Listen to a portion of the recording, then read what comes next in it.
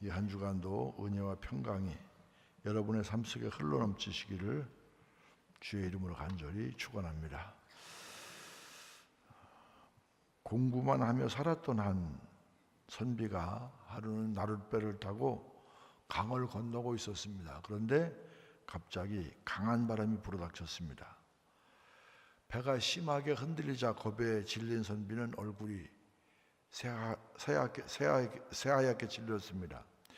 그 모습을 본 사공이 선비님 무섭습니까? 그렇게 묻자 선비는 자존심이 상했어요. 그래서 사공을 향해서 허세를 부리기 시작합니다. 이봐 사공 총각, 혹시 논어를 읽어보았는가? 사공은 읽어본 적이 없습니다. 그렇게 대답했더니 선비는 살짝 비웃으면서 참 한심하고, 남자로 태어나서 논어를 모른다면 4분의 1은 죽은 생명이지. 그렇다면 자네 맹자를 읽어보았나? 사공은 그것도 읽어본 적이 없다고 솔직하게 말했습니다. 그랬더니 선비는 또 말합니다. 큰일이군. 그렇다면 당신은 반은 죽은 목숨이야. 어떤가 혹시 시경은 알고 있나? 사공이 시경은 처음 들었다고 대답해요. 그러니까 선비는 더욱 신이 나서 말합니다. 정말 큰일 났군. 그렇다면 당신은 4분의 3은 죽은 목숨이야. 이런 대화가 오가는 중에도 바람이 멈추지 않습니다. 배가 막 흔들립니다. 잠시 후에 이번에 사공이 먼저 입을 열었습니다. 선비님, 혹시 헤엄칠 줄 아십니까? 선비는 손살에 치면서 나는 이제까지 공부만 했기 때문에 이 헤엄 같은 것은 배우지 못해서 그렇게 말합니다. 그래서 사공이 이렇게 말합니다. 그렇다면 선비님 목숨은 완전히 죽은 거나 마찬가지입니다. 왜냐하면 이 배가 지금 물이 새고 있습니다. 바람은 불고 비는 몰아치고 물이 셉니다. 그러면서 사공은 강물 속에 뛰어들었어요. 논어, 맹자, 시경까지 훤하게 알던 선비였지만 정말 위기의 때 자신을 구할 방법은 전혀 모르고 있었던 것입니다. 그렇게 그가 자랑하던 지식은 그를 구해낼 수 없었습니다. 선비는 물이 새는 나룻바에서 헤엄쳐 나와서 강을 건널 수가 없었습니다. 오래전에 신문에 이런 기사가 났습니다. 만일 수학 능력고사에서 우수한 성적을 받은 학생과 우리 학교 학생을 무인도에 갖다 놓으면 누가 과연 살아남을 수 있을까? 누가 진짜 세상을 사는 실력이 있는 사람일까? 한번 견주어 보고 싶다. 그런 얘기를 교장 선생님이 하신 제가 기억이 납니다. 이 땅은 우리는 세상의 헛된 자랑을 붙잡고 살아갑니다. 그러다가 인생의 본질을 잃어버립니다. 그리고 뒤늦게 임종이 가까워서야 그 사실을 깨닫습니다. 부질없는 것, 잠시 있다가 사라지는 것, 이것이 진짜 우리가 인생 살면서 진정으로 자랑해야 하는 것으로 착각합니다. 그러다가 정작 놓치지 말아야 될 본질을 잃어버립니다. 오늘 본문을 통해서 바울 사도는 우리의 자랑이 무엇이 되어야 하는지를 말해주고 있습니다. 말씀을 통해서 우리가 무엇을 진짜 자랑하며 살아야 할지를 깨닫고, 그리고 정말 자랑해야 될 그것을 전하며 살 수 있는 여러분 되시길 주님의 이름으로 축원합니다. 바울은 우리가 자랑해야 될 것, 그것은 바로 주님의 십자가뿐이다, 그렇게 말합니다. 오늘 본문 23절 같이 한번 읽겠습니다. 23절입니다. 우리는 십자가에 못 박힌 그리스도를 전하니 유대인에게는 거리끼는 것이요 이방인에게는 미련한 것이로되. 이 구절에 보면은 유대인에게 십자가는 어떤 것이라고요? 거리끼는 것이라 그랬어요. 거리낀다는 것이 무슨 뜻일까요? 이 영어 성경 보면 스톰블링 블록이라는 말을 씁니다. 걸림돌, 장애물, 그런 뜻입니다. 유대인들에게는 십자가라는 것이, 십자가에 못 박혀 처형당한다는 것이 바로 장애물이에요. 십자가라는 것 자체가 유대인에게는 장애라고 생각됩니다. 왜 유대인들에게 십자가에 못 박힌 그리스도가 걸림돌이 된 것일까요? 그것은 당시의 유대인들이 십자가에 대한 고정관념이 있었습니다. 유대인들에게 십자가는 원래 치욕의 상징입니다. 십자가는 단순 범죄자들에게 주어지는 형벌이 아니었습니다. 극악무도한 죄인, 국가 반역죄, 이런 사람들에게 주어지는 형틀이 바로 십자가였습니다. 그걸 어떻게 할 수 있느냐? 십자가형을 받고 죽을 뻔하다가 그러다 풀려난 바라바의 제목이 이렇습니다.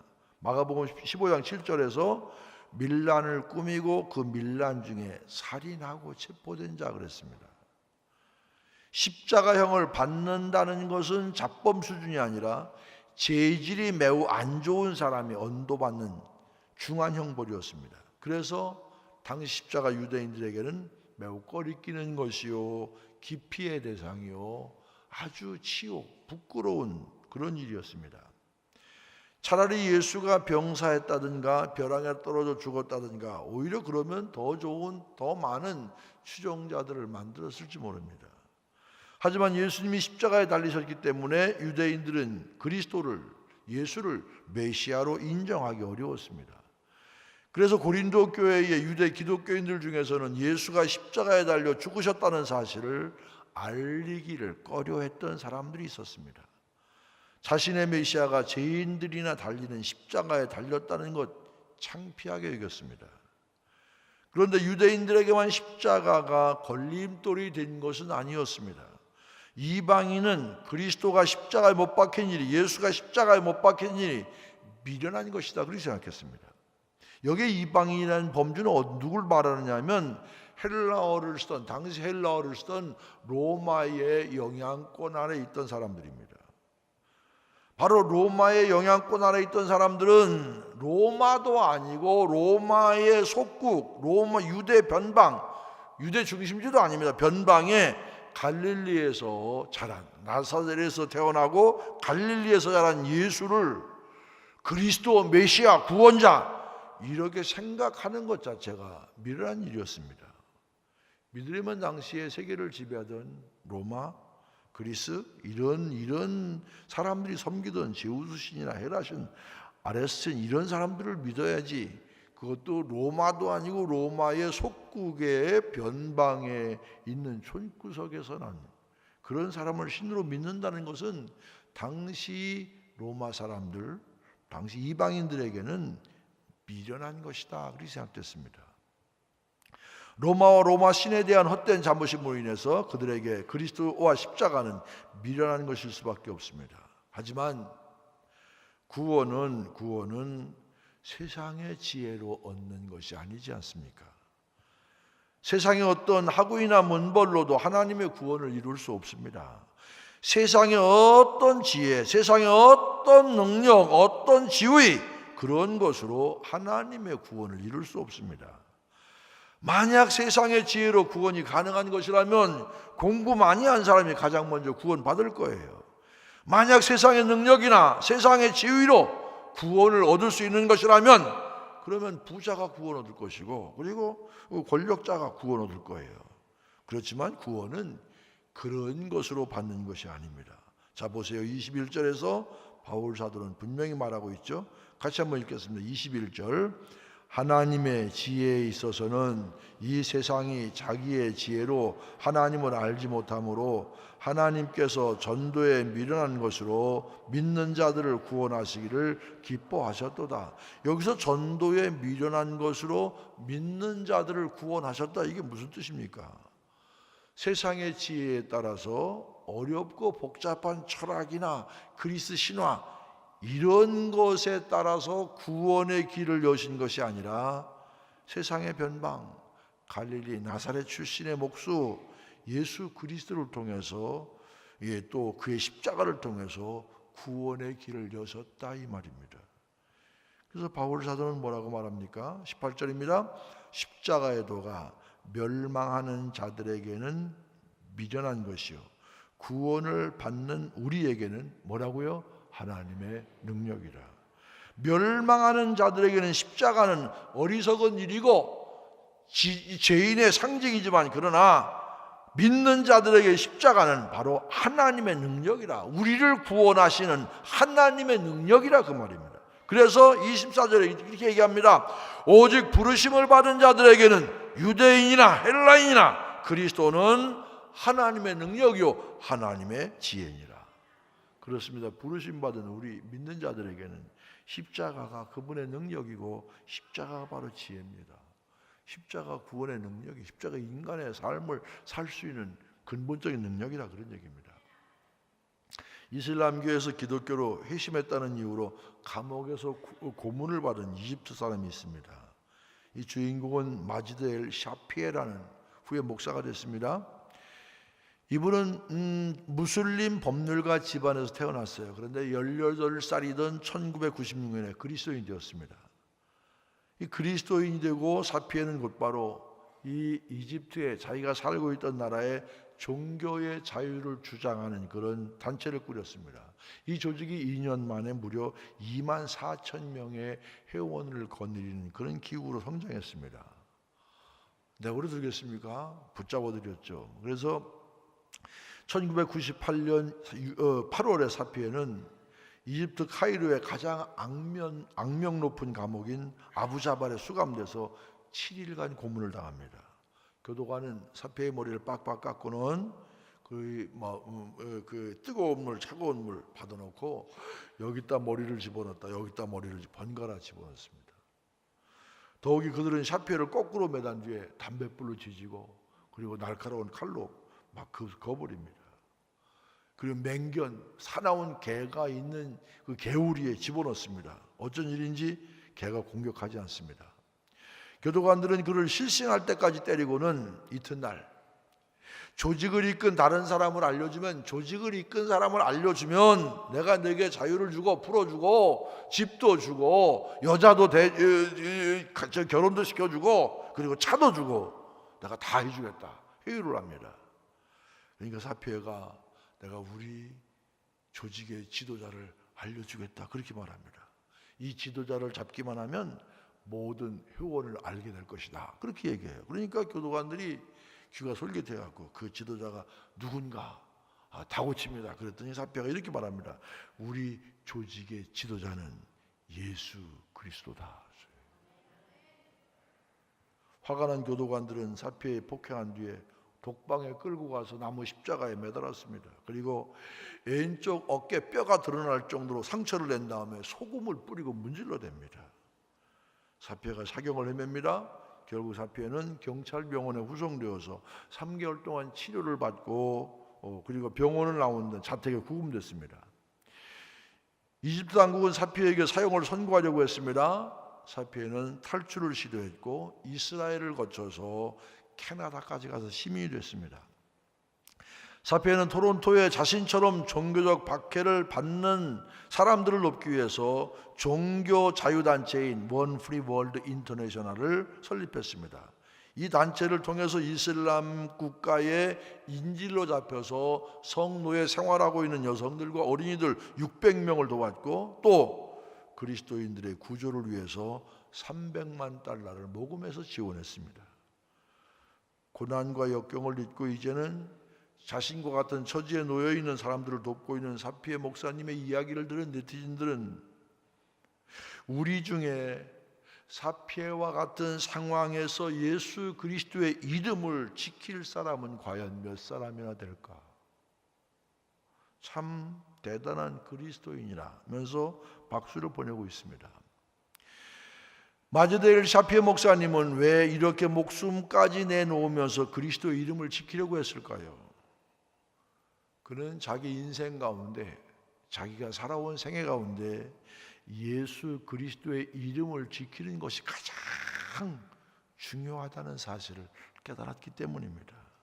우리가 지키고 자랑할 것은 오직 그리스도와 그분의 십자가뿐임을 알았기 때문에, 확신했기 때문에 생명 내놓고 예수와 그 십자가를 지키려고 애를 썼습니다. 제가 교회에서 세례를 베풀 때 교육은 부목사님들 아시지만 문답을 제가 할 때 다 제 앞에 와서 딱 하나 묻습니다. 세례 문답, 세례 받기 전에 딱 하나 묻는데 그 질문이 뭡니까? 당신은 예수가 당신의 구세주임을 믿습니까? 그렇게 물어요. 그럼 대부분 99.5% 정도는 아멘 그렇게 대답해요. 그럼 제가 이렇게 얘기합니다. 당신이 초대교회에 살았다면 아마 죽었을 거야. 초대교회는 예수가 나의 구세주임을 고백하고 끓는 가마 속에 들어가 순교당하고 십자가에 거꾸로 매달리고 굶주린 짐승의 밥이 되게 하고, 그러면 무엇이 그들로 하여금 생명과 예수를 믿는 신앙과 바꾸게 했을까? 그러면서 제 마음속에 그런 질문을 던지면서 한편으로, 그러면 목사인 너는 과연 너에게 있어서 십자가는, 너에게 있어서 예수는, 초대교회 순교자들이 가졌던 그 예수, 그 십자가, 그 예수의 구원자 예수, 그분에 대한 믿음처럼 내 믿음은 과연 그렇게 강하게 서 있느냐? 평생 예수 믿으면서도 예수보다 세상의 지위, 세상의 명예, 세상의 물질, 이런 것들을 더 귀하게 여기고 있다면 아직도 예수가 나의 정말 구세주고 생명을 걸고 지켜야 될 가치라는 사실이 깨달아지지 않는 것입니다. 갈라디아서 6장 14절에서 바울 사도는 고백합니다.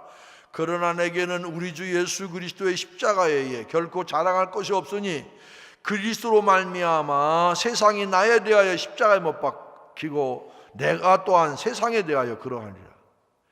우리가 자랑할 것은 바로 예수 그리스도의 십자가입니다. 유대인이 보기에는 거리끼는 것이고 이방인이 보기에는 미련한 것처럼 보여도 그 십자가는 바로 우리를 죄에서 구원하는 하나님의 능력이기 때문에 그렇습니다. 이게 다른 무슨 이유가 더 필요하겠습니까? 이쯤에서 여러분에게 한번 도전적인 질문을 던지고 싶어요. 여러분에게 십자가는 무엇입니까? 혹시 세상 속에서 내가 예수 믿고 구원받은 성도라는 사실을 부끄럽게 여길 때 없습니까? 십자가를 부끄럽게 여길 때가 없습니까? 또 십자가를 미련한 것으로 여기며 살지는 않습니까? 우리 믿는 자에게 십자가는 구원의 능력입니다. 우리가 구원할 수 있는 것은, 우리를 구원할 수 있는 것, 우리가 구원받을 수 있는 것, 그건 바로 십자가밖에 없습니다. 우리 믿는 자에게 십자가는 그래서 자랑스러운 것입니다. 오직 예수 그리스도와 그분의 십자가, 그래서 우리가 그것만 자랑해. 그런 여러분 되길 주의 이름으로 축원합니다. 또 하나 중요한 것, 바울은 뭐라고 얘기합니까? 주 안에서 자랑해야 된다고 그랬어요. 마지막 절 본문이 뭡니까? 기록된 바 자랑하는 자는 주 안에서 자랑하라 함과 같게 하려 합니다. 이 말씀 보면 우리는 어디서 자랑하라고요? 주 안에서 자랑하라. 주 안에서. 그렇다면 어떻게 하는 것이 주 안에 자랑하는 것일까요? 성경에 기록되어 있는 바울 사도의 고백을 보면 알 수 있습니다. 사실 빌립보서 3장 보면 바울 사도가 세상적으로 얼마나 자랑할 것이 많은 사람인지 엿볼 수 있어요. 사실 인간적으로는 바울 사도 대단한 사람이었어요. 로마 시민권자였죠. 가말리엘 문화상 당대 최고의 학문에 대한 경지에 이르렀어요. 수제자였습니다. 또 유대인 정통적인 혈통을 가졌어요. 그런 자기 자신에 대해서 뭐라고 얘기합니까? 3장 4절 5절 6절입니다. 그러나 나도 육체를 신뢰할 만하면 만일 누구든지 다른 이가 육체를 신뢰할 것이 있는 줄로 생각하면 나는 더욱 그러하리라. 나는 8일 만에 할례를 받고 이스라엘 족속이요 베냐민 지파요 히브리인 중에 히브리인이요 율법으로는 바리새인이요 열심으로는 교회를 박해하고 율법의 의로는 흠이 없는 자로다. 만일 세상에 자기가 출신이 잘났다고 뭐 아는 게 많다고 뭐 배경이 좋다고 자랑할 사람이 있다면 나도 자랑할 것이 있다. 나는 8일 만에 할례 받았다. 여러분, 이방인들은요 이 유대교로 개종할 때 성인이 되었을 때 할례를 받죠. 그런데 정통 유대인들은 태어난 지 8일 만에 할례를 받아야 됐어요. 그러니까 자기가 8일 만에 할례 받았다는 얘기는 나는 순수한 유대인 혈통에서 태어난 사람이다, 그런 얘기입니다. 그뿐 아닙니까? 율법으로는 바리새인이다. 바리새인은 가장 엄격한 유대 종파로 구약 율법을 철저하게 지키는 종파였어요. 내가 바로 그 유대 종파 바리새파 사람이다, 그런 얘기입니다. 바리새파 사람이고, 그리고 바울은 스스로 율법으로 흠이 없다, 내가 이제까지 살면서 율법으로 흠이 없다, 그렇게 말할 정도로 나는 율법대로 살아온 사람이다. 주님을 알기 전에는 그게 자랑거리였어요. 내 출신, 내가 순수한 혈통이고, 내가 그만큼 내가 철저하게 법을 배웠고 율법을 지켰고. 그런데 바울은 주님을 진정으로 만나게 되니까, 주님과 인격적인 만남을 갖게 되니까 이러한 세상의 자랑거리들이 아무것도 아니었음을 깨닫게 됩니다. 자, 보세요. 8절 같이 한번 읽겠습니다. 8절 시작. 또한 모든 것을 해로 여김은 내 주 그리스도 예수를 아는 지식이 가장 고상하기 때문이라. 내가 그를 위하여 모든 것을 잃어버리고 배설물로 여김은 그리스도를 얻고 9절 그 안에서 발견되려 함이니 내가 가진 의는 율법에서 난 것이 아니요 오직 그리스도를 믿음으로 말미암은 것이니 곧 믿음으로 하나님께로부터 난 의라. 주님을 만난 바울은요, 이전까지 자신에게 자랑이 되었던 모든 것들이 이제는 쓸모없는 것, 해로운 것이 되었다, 그렇게 생각합니다. 왜냐하면 주님을 아는 지식이 가장 고상한 것이에요. 가장 고상한 것, 가장 가치 있는 것. 여러분, 아이들이 뭐 같잖아요. 근데 아이들에게 더 좋은 것 주면요, 있는 건 놔요. 아이들은 지혜로워. 근데 어른 되면요, 그거 안 놔. 아니에요. 바울은요, 예수 만난 다음에 예수를 아는 지식, 구원의 은혜가 너무너무 좋으니까, 그러니까 이 과거에 자기가 자랑으로 여기던 모든 것을 뭐처럼 여겼다고요? 뭐처럼 여겼다고요? 배설물이 뭐예요? 고상하게 배설물이지, 막 얘기하면 뭐예요? 그렇지, 여러분만 점잖아요. 나도 얘기 안 해. 배설물이 뭐예요? 똥이에요, 똥.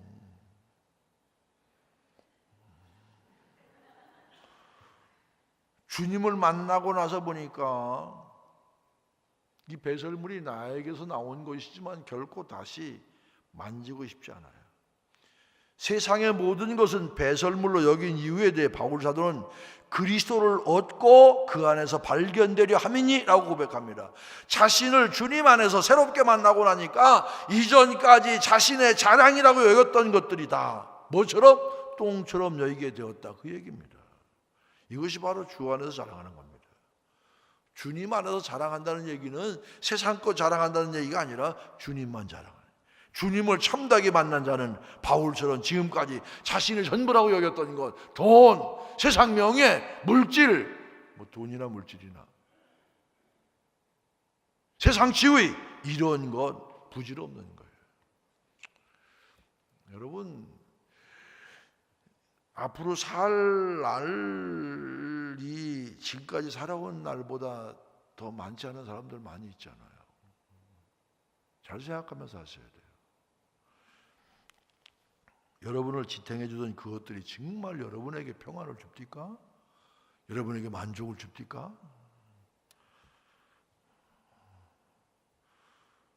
그러니 이제 자랑할 것이 주님 안에서 자랑할 것밖에 없다, 그 얘기입니다. 나의 자랑은 모두 주님을 만났기 때문에 가능한 것이기에 그 모든 것이 주님에게서 비롯된 것이에요.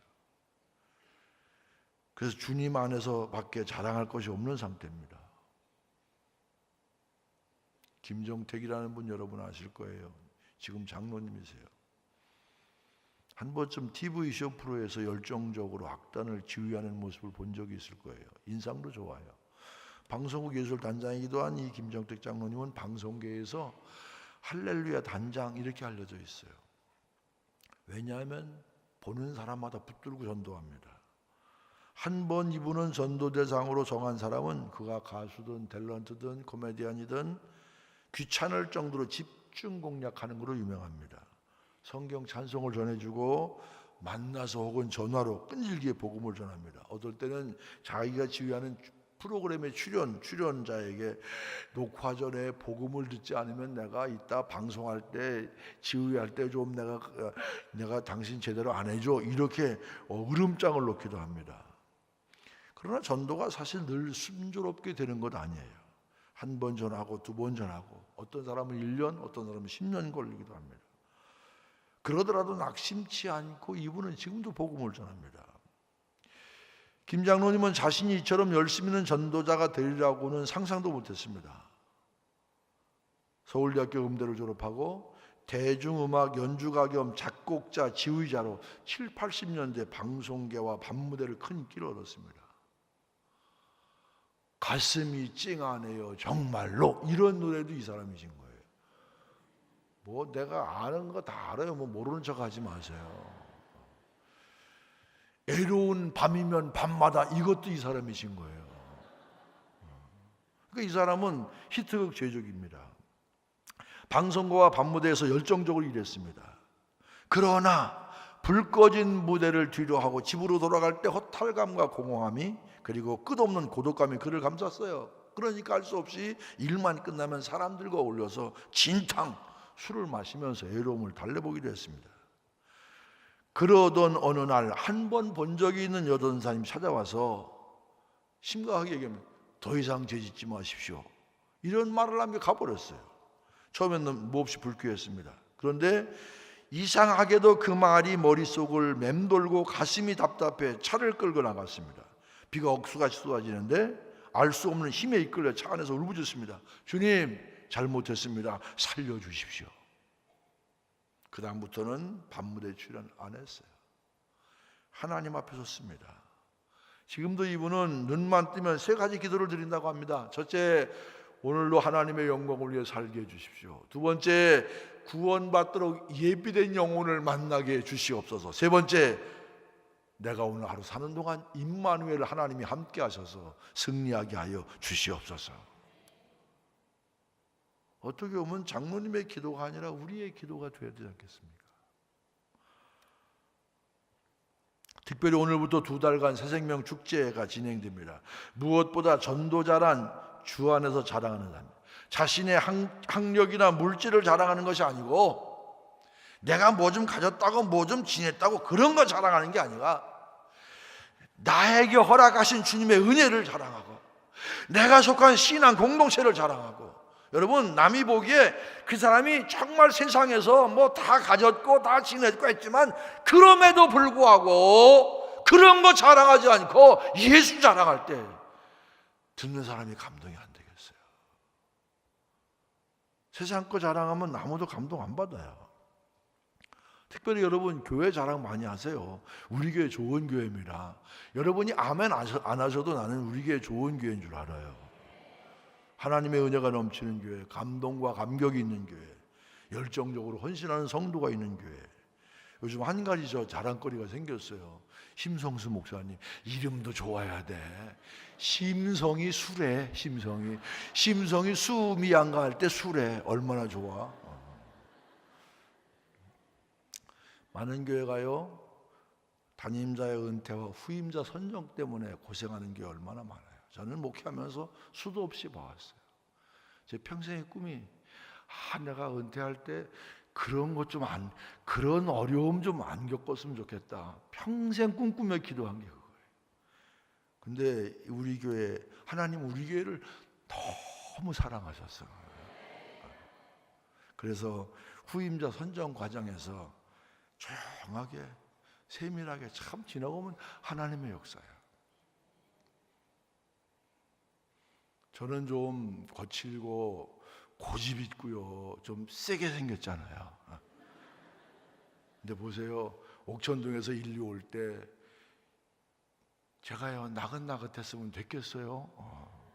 하나님은 그 시대에는 내가 필요하니까 나를 보내신 거야. 여러분 모르시죠? 제가 이 교회 오기 전에요, 개척된 지 2년 반 돼 건물도 없는 교회에서 목회하는 걸 우리 원로 장로님들이 저를 일로 불러오신 거예요. 지금 생각해보면 참 장로님도 대단하시면 하나님도 뭔가 쓸 때가 있으니까 저를 부르신 거 아니에요. 이제는 교회가 이 정도 안정됐으니까 앞으로는 더 사람들에게 양육하고 생글생글 웃으면서 사랑으로 목회하고 양육하고 사람 세우고 하는 것, 그건 필요하니까 또 심성수 목사님은 하나님 보내신 거예요. 여러분 몰라서 그렇지 우리 교회가 참 좋은 교회예요. 난 그렇게 믿고 살아요. 난 그렇게 믿고 살기 때문에 나는 행복해. 뭐라 그래도 난 끄떡 안 해. 나만 좋으면 됐지 뭘 그래. 여러분 하나님께서 필요하니까 보내신 거예요. 우리가 뽑아온 게 아니에요. 하나님이 필요하시니까 보내신. 하나님이 필요할 때 우리 교회를 너무 사랑하셔서 필요한 인물을 보내시는 거예요. 여러분 새생명 축제 기간 동안에 만난 사람마다 마음껏 주님 자랑하시기 바랍니다. 집안에서 주님 자랑하고, 학교에 가서 주님 자랑하고, 직장에서 주님 자랑하고, 주님의 십자가와 그분의 사랑을 자랑하는 여러분 되시기를 바랍니다. 세상 사람들 자랑하는 것처럼 돈 자랑하지 말고, 멸망받을 사람들의 구습을 자랑하지 말고, 타락한 사람들처럼 자신의 죄악을 자랑하지 말고, 우리를 구원하시고 우리의 소망 되시는 주님, 이 주님을 자랑해야 될 줄로 믿습니다. 우리 교회를 또 자랑하십시오. 우리가 신앙생활하는 교회가 얼마나 좋은 교회인가. 뭐 완벽한 교회 어디 있겠습니까만, 그래도 우리 교회만큼 조용한 교회도 없어요. 있는 대로 다. 저는요 있는 대로 다 그냥 얘기하는 거, 저는 머리에 전략도 없어요. 있는 대로 얘기하면 되는 거지 뭘 그걸 구구절절히 무슨 뭐 할 게 있어요. 제가요 암만 얘기해도요 소설 쓸 사람은 다 써. 내가 다 알아. 그러니까 난 그건 개의하지 않아. 하나님이 하시는데. 여러분 우리 교회만큼 그래도 상식이 통하는 교회도 많잖아요. 별것 아닌 것 같고 목숨 걸고 싸울 일이 뭐가 있어요. 여러분 참으로 우리 교회를 통해서 하나님이 내게 허락하신 은혜가 무엇인지를 자랑하시길 바랍니다. 좋은 사람 만나고 좋은 멘토 만나고, 그래서 주님 안에서 풍성한 열매를 거두는 이 2달 되시길 주의 이름으로 간절히 축원을 드립니다.